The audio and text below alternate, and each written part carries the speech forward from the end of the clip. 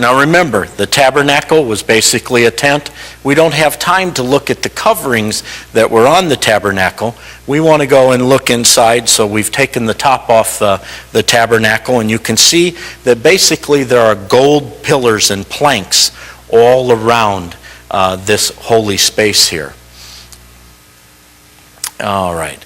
Inside that second curtain, or the first curtain when you're going to the tent itself, inside there, that is the holy place.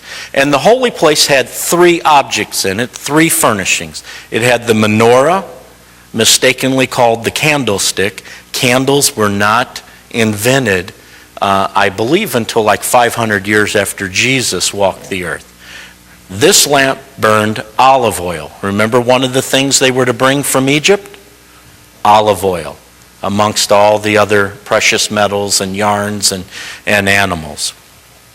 Also inside the holy place was the golden altar of incense and the table of showbread.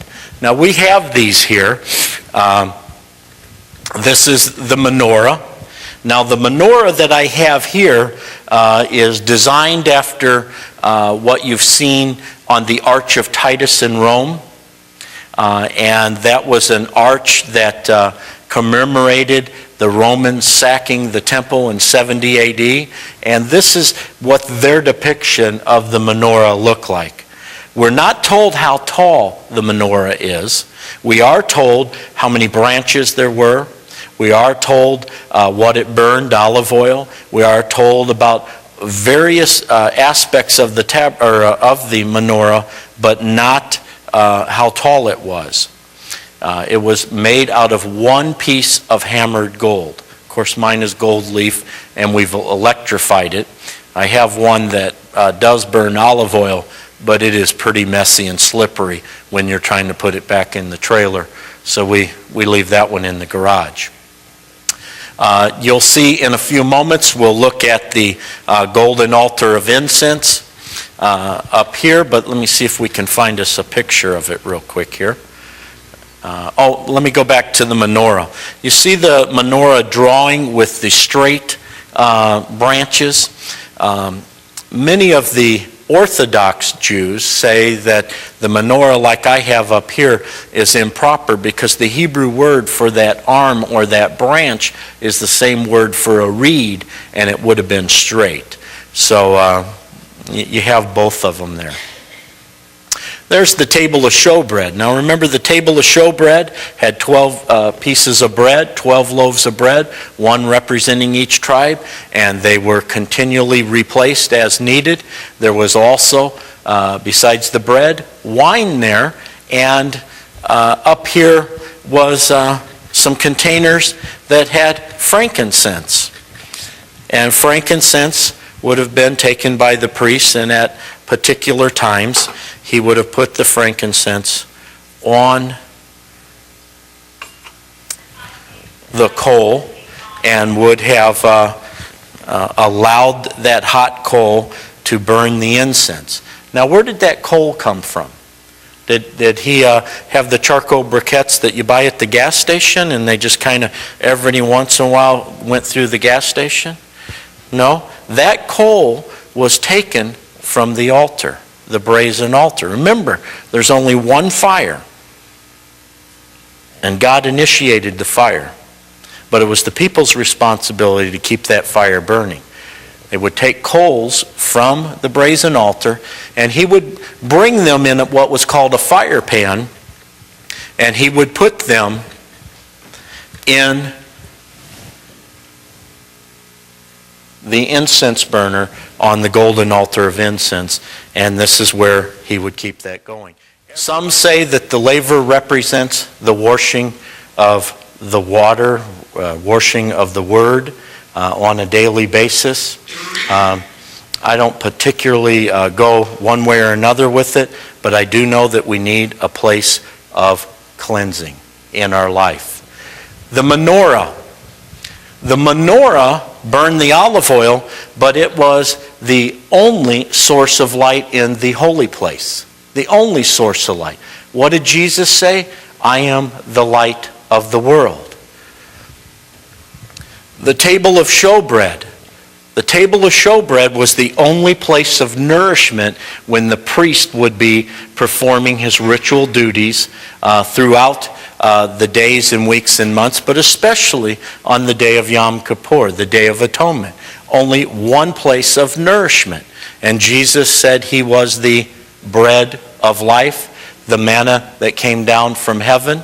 Now, the golden altar of incense, this represents our prayers, it represents our worship. The incense going up is a sweet smell in the nostrils of God. It represents our praises. If we have time on Saturday, I will talk to you about why this has handles on it. No, I'm going to do it right now. I'm not going to wait till Saturday. All right. This is a funny incense burner. Most of you have probably seen ones that Roman Catholic priests and Anglicans have, and it's on the chain and they swing it. Well, that's a Roman version of an incense burner or an incense chalice. This is the Hebrew version of it. And the reason why that it has these handles is, you know the passage that talks about the sacrifice of praise and the lifting of holy hands? I'm not saying that our modern day version of lifting up hands is inappropriate, but it's making reference to when the priest, the high priest, in the morning and in the evening would offer up this sacrifice of praise, because this represented the praise and the prayers of the people. This incense, if you look at Exodus chapter 30, there are 4 ingredients in it, but every incense also had salt in it. We'll look at that later. But this represented the worship and the prayers of the people, the praise of the people. And so he, on the Day of Atonement, was going to have to go behind the veil here. Now we know that when Jesus died, the veil was rent, right? Well, before then, it was always covered. Now, if I have this in my hands, how do I get behind that veil? How do I get behind that veil? Kick it with my foot? Ain't going to work. Kind of nudge in backwards? Won't work. I want you to read the book of Hebrews tonight, chapters 9 and 10 and 11. And I want you to look at what happened to the furniture in the tabernacle in the book of Hebrews. There's something missing. And then think about this. I got to give you some homework. I'm a teacher, you know. By the way, that Exodus 30 formula for the incense, $600 a pound. $600 a pound today. I had someone make it up for me. They had to get different ingredients from the Mideast, but it's a particular smell. And so the golden altar of incense, in John chapter 17, Jesus, we say that that's his high priestly prayer. And one of the things that he prayed for the disciples, but only, and not only them, but you also, was that I pray that you not take them out of the world, but that you protect them from the evil one. Sometimes in the church we got it wrong. We think we have to isolate ourselves from the world. And there are periods that we need to pull away. It's not isolation. He says, I pray that you not take them out of the world, but protect them from the evil one. He will insulate us. We don't have to isolate ourselves. Now, does that mean we're just supposed to do just about anything that the world does? No, and you know I'm not saying that. But we don't have to be afraid. Because how is anybody going to understand God if you and I don't rub shoulders with them once in a while? One of the problems with religious groups today, we get so used to being amongst ourselves and kind of like it, that we turn into a club, maybe even a clique, and no one else can get in. We need to remember, he will insulate us, he will protect us.